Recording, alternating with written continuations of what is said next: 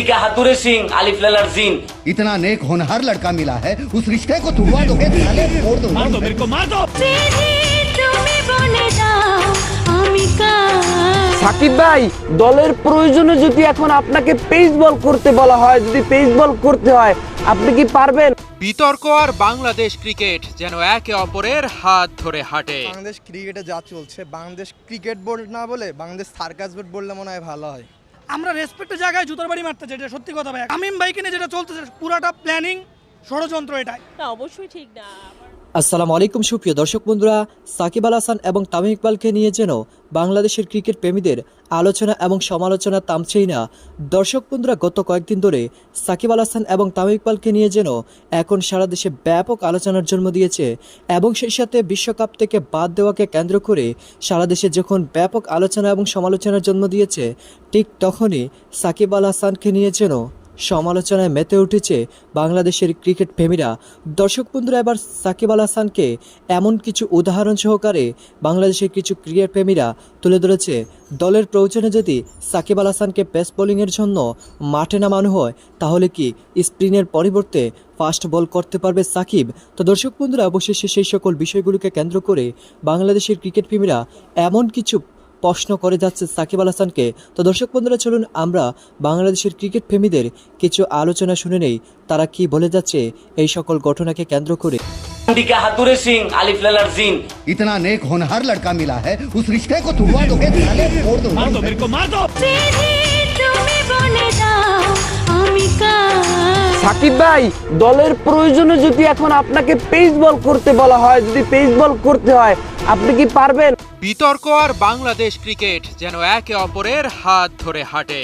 যে কোনো বড় আসর কিংবা সিরিজের আগেই ধারাবাহিক নাটক শুরু হয়, যার পর্ব যেন শেষ হবার নয়। তামিমের ভিডিও বার্তার পর সাকিবের ব্যাক টু ব্যাক ইন্টারভিউ, আবার উত্তাল দেশের সোশ্যাল মিডিয়া, ফেসবুক জুড়ে শুধুই ট্রল আর ট্রল। ক্রিকেট যারা ভালোবাসে তাদেরকে আমি বলবো, যে যার জায়গা থেকে প্রতিবাদ জানা। পাপন ভাই এমন হেলামাড়া মানুষ হয়ে যায় নাই যে তার বিসিবি সে কিনে নেছে। সাকিব আল হাসান এমন মানুষ হয়ে যায় নাই যে আইনের বাইরে। দেশের সাথে এরা বেইমানি করতেছে। যেহেতু প্রধানমন্ত্রী তাকে ফিরিয়ে এনেছেন, এই কারণে তারা প্রধানমন্ত্রীর ওই ফিরিয়ে আনার সময় বলতে পারেননি যে না, তাকে ফিরিয়ে আনা হবে না। তারা তখন চুপচাপ তাকে দলে ফিরিয়ে এনেছেন, কিন্তু ফিরিয়ে এনেই চক্রান্তটা অব্যাহত রেখেছেন, তার প্রতি মানসিক নিপীড়নটা অব্যাহত রেখেছেন। সাকিব বলেছিলেন দলের প্রয়োজনে যে কোনোখানেই ব্যাট করতে হবে। ভক্তরা এবার প্রশ্ন তুলেছেন, তাহলে দলের প্রয়োজনে টাইগার অলরাউন্ডার কি পেস বল করতে পারবেন? সাকিব ভাই, লজ্জা লজ্জা লজ্জা।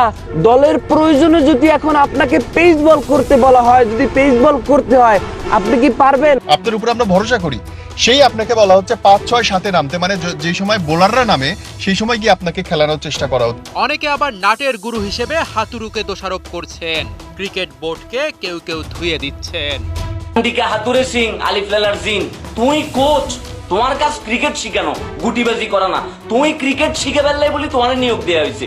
চক্রান্তের লেভেলটা দেখেন, একটা মানুষকে পর্যায়ক্রমে সবচেয়ে ভালো খেলোয়াড়, সবচেয়ে ভালো ব্যাটসম্যান, তাকে নিয়ে পর্যায়ক্রমে ABCD নানান গেম সাজানো হচ্ছে এবং পুরো সিস্টেমটা মনে হচ্ছে করাপ্টেড। সাকিবের হাতে হেরিকেন কিংবা হাতুরুকে ইংরেজদের ভূমিকাতে অনেকেই দেখছেন। আপনি তো বিজ্ঞাপন করতে করতে এসে তারপর দৌড়েই আছে তানজিম সাকিবের পাশে দাঁড়ান। আপনি তো দল বাইরে রেখে তারপর শোরুম উদ্বোধন করতে চলে আসেন। শোরুম উদ্বোধন করেন, মার্কেট উদ্বোধন করেন, মহল্লা উদ্বোধন করেন, কোনো ব্যাপার নাই। সাকিব আল হাসানের ইন্টারভিউর পর উত্তাল সোশ্যাল মিডিয়া। বাংলার সুপার বয় অসংখ্য ইস্যু এড়িয়ে গেছেন, আবার কিছু কিছু প্রশ্নের উত্তর এমন ভাবে দিয়েছেন যেটা অনেক প্রশ্নকে আরো উস্কে দিয়েছে। বদমাইশিদের জায়গা পাও না, এটা ক্রিকেট। বাংলাদেশের ক্রিকেট শুধুমাত্র বিসিবির একার না, বাংলাদেশের ক্রিকেট পুরো বাংলাদেশের মানুষের। একজন লিখেছেন 2021 সালের এপ্রিল মাসে শ্রীলঙ্কায় হওয়া 2 ম্যাচের টেস্ট সিরিজ রেখে IPL খেলতে যাওয়া প্লেয়ারের মুখে শুনতে হয় দেশ আগে দল আগে। ক্রিকেট বোর্ডকে কেউ নির্লজ্জ বলছে, কেউ অভিযোগের তীর হাতুরু সাকিব পাপনের দিকেই তুলছে। এই নাটকের শেষ কোথায় কে জানে। অনিক জাবের, 71। জি, তামিমকে এভাবে বাদ করা উচিত হয়নি। মানে সবসময় তো সাকিবের থেকে তামিম ভালো ক্যাপ্টেন্সি করছে, ভালো খেলছে। এখন তামিমকে এইভাবে সরানোটা উচিত হয় না বিসিবি। এটা একটা ষড়যন্ত্র করা হয়েছে। এটার দায়ী অবশ্যই বিসিবির সভাপতিকে নিতে হবে। বিসিবির কর্মকর্তা সহ সাকিবরা একটা ষড়যন্ত্র করে। তামিমের মতো একটা দেশ সেরা ওপেনারকে যদি না নিয়ে যায়, এমনি ওপেনারের অনেক সমস্যা, তারপরে তামিমকে নিচ্ছে না, এটা ষড়যন্ত্র। আর এরা একটা অর্থলোভী, সাকিব একটা অর্থলোভী লোক। খেলা চলাকালীন সময় দেখা যায় বিভিন্ন শোরুম উদ্বোধন করতে চলে আসে, আসলে তো এগুলো ঠিক না। এগুলো আমরা চাই দেশের ক্রিকেট বহির্বিশ্বে কি সে একটা ভালো প্রেজেন্ট করবে, কিন্তু সেই জায়গায় যদি ওপেনার নিয়ে ভুগতেছে, আবার তামিম বাদ, এগুলা কি বিসিবি দেখে না? বিসিবি সবার সাথে জড়িত, কারণ এর আমরা সুষ্ঠু একটা তদন্ত চাই এবং সুষ্ঠু বিচার চাই, এই প্রত্যাশায় আমি করি। কারণ সে বোর্ডের প্রেসিডেন্ট, সে জানলে না কে জানবে? আমি জানবো? বোর্ডের প্রেসিডেন্ট তো অবশ্যই সব কিছু জানবে, সেই তো জিনিসটাকে নিয়ন্ত্রণ করবে। সব কিছু জানার পরে হয়তো বললো আমি কিছু জানি না, জানে না, তাহলে বোর্ড প্রেসিডেন্টের হওয়ার দরকার কি? তার পদত্যাগ করা উচিত, কারণ দেশের এই ক্রিকেটটাকে মানুষ এত পরিমাণ ভালোবাসে, এরা সেইটাকে ছেলে খেলা মনে করে। আমরা চাই এটার অতি দ্রুত একটা সমাধান হোক। আমি প্রথমে বোর্ডকেই দোষটা দিব, কারণ বোর্ড যাকে ইনফ্লুয়েন্স করছে সেই কিন্তু থাকতে পারছে, তার জায়গাটাই ওইভাবে তৈরি হচ্ছে। এখন আমরা জানি দোনোজনই কিন্তু সাকিব যেমন হচ্ছে গিয়া আমাদের জন্য একটা নক্ষত্র, তামিমও ঠিক একই রকম, কিন্তু হচ্ছে এখানে হচ্ছে বোর্ড যেভাবে যাকে ইনফ্লুয়েন্স করবে সেই কিন্তু সেখানে থাকতে পারবে। সো আমার মনে হয় বোর্ড যদি সঠিকভাবে পরিচালনা করতে পারতো তাহলে এই দ্বন্দ্বটা আসলে তৈরি হতো না।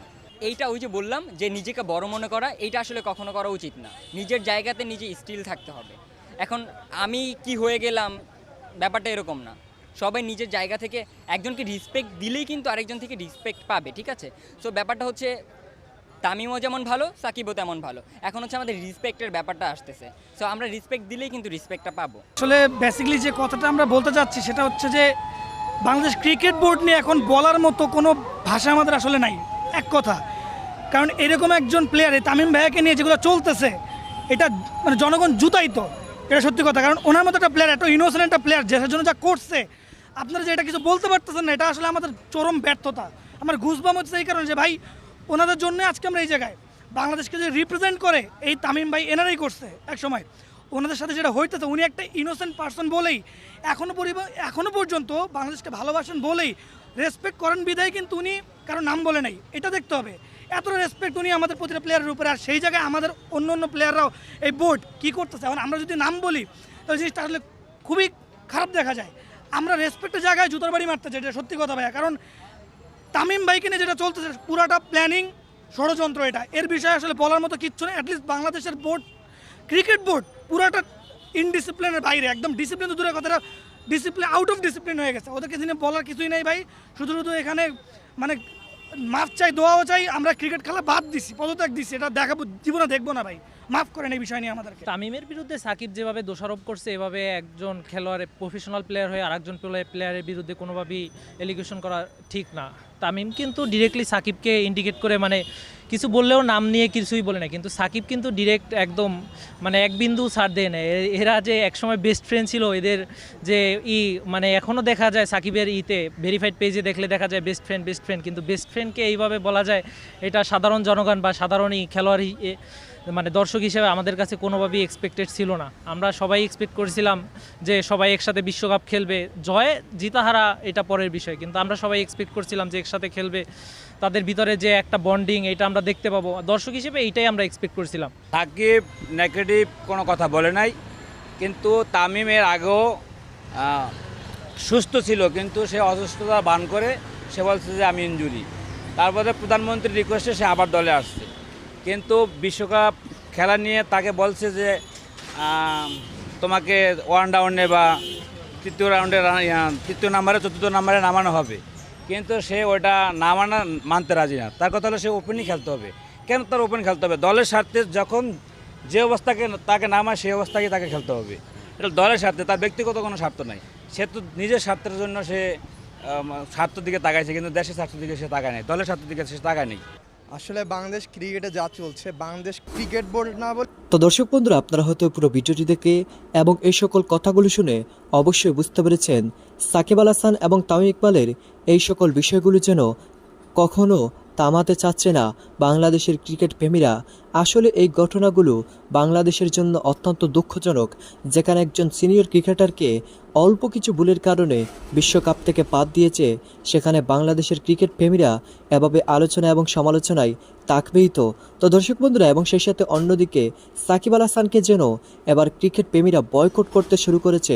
তো দর্শক বন্ধুরা, আসলে আপনারা এই সকল কথাগুলো শুনে এবং এই সকল আলোচনাগুলো শুনে আপনাদের কাছে কি মনে হচ্ছে? সত্যি কি সাকিব আল হাসানের এখনও বেশ কিছু কারচুপি রয়েছে? তো দর্শক বন্ধুরা, অবশ্যই কমেন্ট করে জানিয়ে দেবেন। তো ভালো থাকুন, সুস্থ থাকুন, আল্লাহ হাফিজ, আসসালামু আলাইকুম।